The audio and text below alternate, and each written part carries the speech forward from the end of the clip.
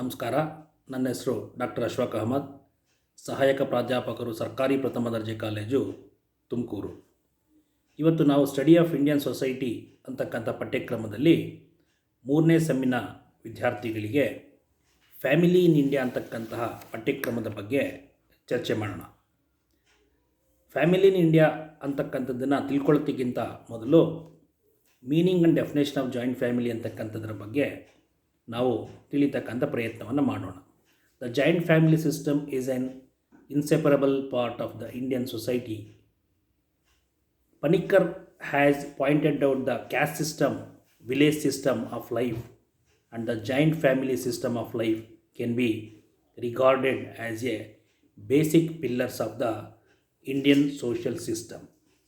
Joint family in India has a long standing history of its own. It has been existence right from the Vedic time, as Dr. Iravati Karve pointed out that in the Indian social evolution, 3 or 4 generations such as grandparents, parents, children and grandchildren are normally found in the joint family. ಹಾಗಂದರೆ ಏನು? ಭಾರತದ ಸಾಮಾಜಿಕ ವ್ಯವಸ್ಥೆಯ ಸ್ಫೂರ್ತಿದಾಯಕ ಭಾಗದಲ್ಲಿ ಅವಿಭಕ್ತ ಕುಟುಂಬ ಅಂತಕ್ಕಂಥದ್ದು ಒಂದಾಗಿದೆ ಅಂತಕ್ಕಂಥದ್ದು.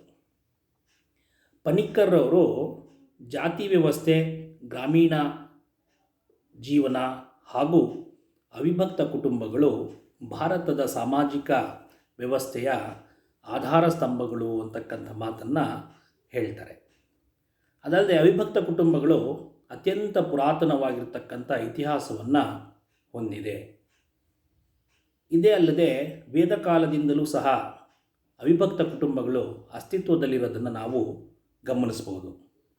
ಇರಾವತಿ ಕರ್ವೆ ಅವರು ಹೇಳೋ ಹಾಗೆ 3 ಅಥವಾ 4 ಪೀಳಿಗೆಯ ಜನರು, ಅಂದರೆ ಅಜ್ಜಿ, ತಾತ, ತಂದೆ, ತಾಯಿ, ಮಕ್ಕಳು, ಮೊಮ್ಮಕ್ಕಳು, ಸಾಮಾನ್ಯವಾಗಿ ಇವರೆಲ್ಲರನ್ನು ಒಳಗೊಂಡಿರತಕ್ಕಂತಹ ಒಂದು ಕೌಟುಂಬಿಕ ವ್ಯವಸ್ಥೆಯನ್ನು ಅವಿಭಕ್ತ ಕುಟುಂಬ ಅಂತ ಕರಿಬೋದು ಅಂತ ಹೇಳ್ತಾರೆ.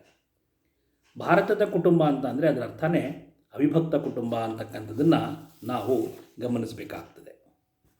ಈಗ ಕೆಲವು ಪ್ರಮುಖವಾಗಿರ್ತಕ್ಕಂಥ ವ್ಯಾಖ್ಯಾನಗಳನ್ನು ಗಮನಿಸುವುದರ ಮುಖಾಂತರ ಅವಿಭಕ್ತ ಕುಟುಂಬ ಅಂದರೆ ಏನು ಅಂತಕ್ಕಂಥದ್ದನ್ನು ತಿಳಿತಕ್ಕಂಥ ಪ್ರಯತ್ನವನ್ನು ಮಾಡೋಣ. ಅದರಲ್ಲಿ ನಮ್ಮೆಲ್ಲರಿಗೂ ಗೊತ್ತಿರೋ ಹಾಗೆ ಡೆಫಿನೇಷನ್ ಆಫ್ ಜಾಯಿಂಟ್ ಫ್ಯಾಮಿಲಿಯಲ್ಲಿ ಡಾಕ್ಟರ್ ಇರಾವತಿ ಕರ್ವೆ ಅವರ ನೀಡಿರತಕ್ಕಂಥ ಒಂದು ಏನು ವ್ಯಾಖ್ಯಾನ ಇದೆ, ಅತ್ಯಂತ ಪ್ರಮುಖವಾದಂಥ ವ್ಯಾಖ್ಯಾನವಾಗಿದೆ. Iravati Karve, joint family is a group of people who generally live under one roof, who eat food cooked kitchen, who hold property is common, who participated in common family worships, and who are related each other as some particular type of kindred. ಹಾಗಂದ್ರೆ ಏನು ಅಂತಂದರೆ, doctor Iravati Karve ಅವರು ಒಂದೇ ಮನೆಯಲ್ಲಿ ವಾಸಿಸ್ತಾ ಇರತಕ್ಕಂತಹ 2 ಅಥವಾ 2ಕ್ಕಿಂತ ಅಥವಾ 3 ಅಥವಾ 3ಕ್ಕಿಂತ ಹೆಚ್ಚು ತಲೆಮಾರಿನ ಜನರು ಒಂದೇ ಕಡೆ ವಾಸ ಮಾಡ್ತಾ, ಒಂದೇ ಅಡಿಗೆ ಮನೆಯಲ್ಲಿ ತಯಾರು ಮಾಡಿದಂಥ ಆಹಾರವನ್ನು ಸ್ವೀಕರಿಸ್ತಾ, ಕುಟುಂಬದ ಆಸ್ತಿಯನ್ನು ಸಾಮೂಹಿಕವಾಗಿ ಸ್ವಾಮ್ಯದನ್ನು ಇಟ್ಕೊಳ್ತಾ, ದೇವರ ಪೂಜೆಯಲ್ಲಿ ಎಲ್ಲರೂ ಸಹ ಸಾಮಾನ್ಯವಾಗಿ ಭಾಗವಹಿಸ್ತಾ, ರಕ್ತ ಸಂಬಂಧಗಳಿಂದ ಕೂಡಿರತಕ್ಕಂಥ ಒಂದು ಸಮೂಹವನ್ನು ಇವರು ಅಥವಾ ಒಂದು ಗುಂಪನ್ನು ಅಥವಾ ಒಂದು ಕುಟುಂಬವನ್ನು ಇವರೇನಂತ ಕರೀತಾರಪ್ಪ ಅಂತಂದರೆ ಅವಿಭಕ್ತ ಕುಟುಂಬ ಅಂತ ಕರೀತಾರೆ.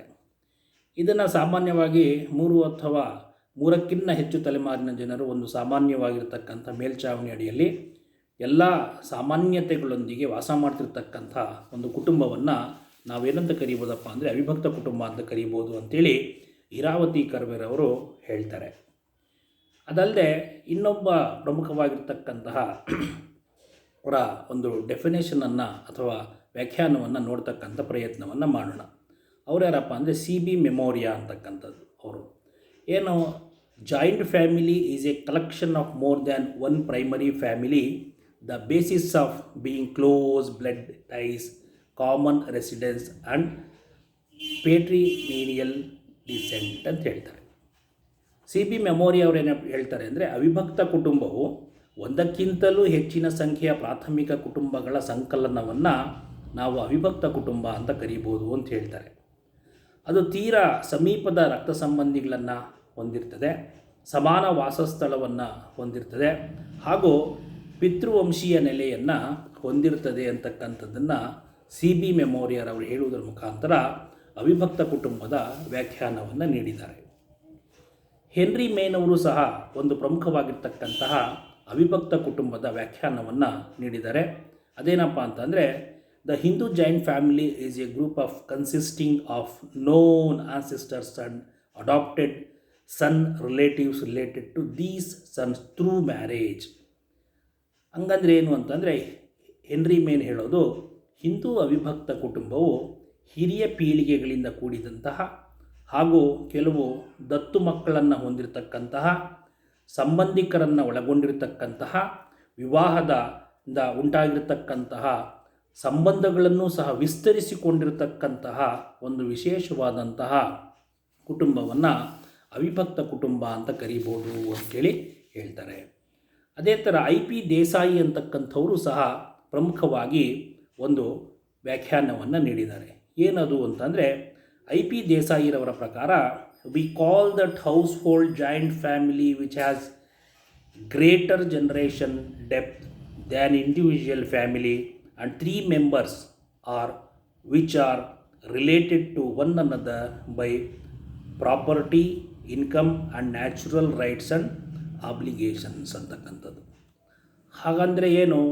ಐ ಪಿ ದೇಸಾಯಿಯವರು ಮೂಲ ಕುಟುಂಬವನ್ನು ಮತ್ತು ಮೂಲ ಕುಟುಂಬದ 3 ಅಥವಾ ಅದಕ್ಕೂ ಹೆಚ್ಚಿನ ಆಸ್ತಿ, ಆದಾಯ, ಹಕ್ಕು ಬಾಧ್ಯತೆ ಮತ್ತು ಕರ್ತವ್ಯಗಳಲ್ಲಿ ಭಾಗಿಗಳಾಗಿರ್ತಕ್ಕಂತಹ ಒಂದು ವ್ಯವಸ್ಥಿತ ಕುಟುಂಬವನ್ನು ನಾವು ಅವಿಭಕ್ತ ಕುಟುಂಬ ಅಂತ ಕರೀಬೋದು ಅಂತ ಹೇಳ್ತಾರೆ. ಹೀಗೆ ಅವಿಭಕ್ತ ಕುಟುಂಬ ಅಂತಕ್ಕಂಥದ್ದು ಭಾರತೀಯ ಸಮಾಜದ ಒಂದು ವಿಶೇಷವಾಗಿರ್ತಕ್ಕಂತಹ ಕೌಟುಂಬಿಕ ವ್ಯವಸ್ಥೆ ಅಂತೇಳಿ ಕರೀಬೋದು.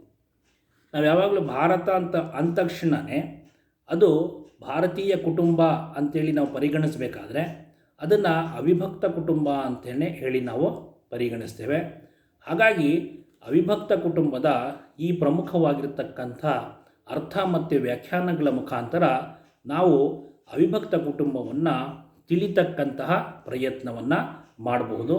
ಅದೇ ಅಲ್ಲದೆ ಅವಿಭಕ್ತ ಕುಟುಂಬದ ರಚನೆ ಏನಿದೆ ಅದು 2 ಅಥವಾ 2ಕ್ಕಿಂತ ಹೆಚ್ಚು ತಲೆಮಾರಿನ ಜನರು ಒಂದೇ ಕಡೆ ಒಂದೇ ಮೇಲ್ಛಾವಣಿ ಅಡಿಯಲ್ಲಿ ವಾಸಿಸ್ತಾ ಸಮಾನವಾದಂತಹ ಆಸ್ತಿಯನ್ನು ಹೊಂದಿದ್ದು, ಸಮಾನವಾದಂಥ ರಕ್ತ ಸಂಬಂಧವನ್ನು ಹೊಂದಿದ್ದು, ಎಲ್ಲ ಸಂಬಂಧಿಕರು ಒಂದೇ ಕಡೆ ವಾಸ ಮಾಡ್ತಿದ್ದು, ಅದೇ ಥರ ಏನು ಜನ್ರೇಷನ್ಸ್ಗಳಿದೆ 2 ಅಥವಾ 2ಕ್ಕಿಂತ ಹೆಚ್ಚು ಅಥವಾ 3 ತಲೆಮಾರಿನ ಜನರು ಒಂದೇ ಕಡೆ ವಾಸ ಮಾಡ್ತಾ ಸಾಮಾನ್ಯವಾದಂಥ ಸಂಸ್ಕೃತಿ, ಸಾಮಾನ್ಯವಾದಂಥ ಆಚಾರ ವಿಚಾರಗಳು, ಸಾಮಾನ್ಯವಾದಂಥ ಪೂಜಾ ವಿಧಾನಗಳನ್ನೆಲ್ಲವನ್ನು ಹೊಂದಿದ್ದು ಇರತಕ್ಕಂಥ ವಿಶೇಷವಾಗಿರ್ತಕ್ಕಂಥ ಒಂದು ಕುಟುಂಬವನ್ನು ನಾವು ಅವಿಭಕ್ತ ಕುಟುಂಬ ಅಂತ ಕರೀಬೋದು ಅಂತಕ್ಕಂಥದ್ದನ್ನು ನಾವು ಈ ಮೂಲಕ ತಿಳ್ಕೊಳ್ಳೋದಕ್ಕೆ ಪ್ರಯತ್ನವನ್ನು ಪಡೋಣ.